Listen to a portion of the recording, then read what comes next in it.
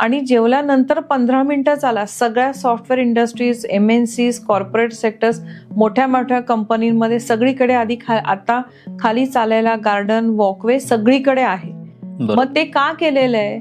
It's with a purpose. तिथे काहीतरी हेतूनी केलेलं आहे की तुम्ही त्या एन्क्लोज मधून बाहेर निघा, थोडं फ्रेश एअर मध्ये या, 15 मिनिटं चाला, भेटा मित्रांना, इकडच्या तिकडच्या लोकांना भेटा, गप्पा मारा आणि परत तुम्ही तुमच्या जागेवर येऊन बसा.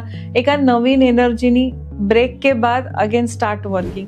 तुम्ही 2 समोसा खाऊन तुम्हाला 400 कॅलरीज मिळतात, पण 2 पोळ्या, वरण, भात, भाजी, चटणी, लोणचं हे खाऊन पण तुम्ही 400-450 कॅलरीज आरामात होतात. पोषक काय? पोळी भाजी, वरण भात हे सगळं किती आपण लहानपणापासून खातोय. त्याच्यात पोषण मूल्य आहेत, ते हेल्दी आहे. मग तुम्ही कॅलरीज मोजण्याला काय अर्थ राहिला? म्हणजे एखाद्याने कुठलं तरी डाएट केलं इंटरनेटवर बघून आणि त्याला त्याच्यानी रिझल्ट आला, मग मी पण करेन. पण तुमची हेल्थ अनालिसिस तुम्ही केलीये का? तुम्ही हे बघितलंय का की ते मला सुटेबल आहे का?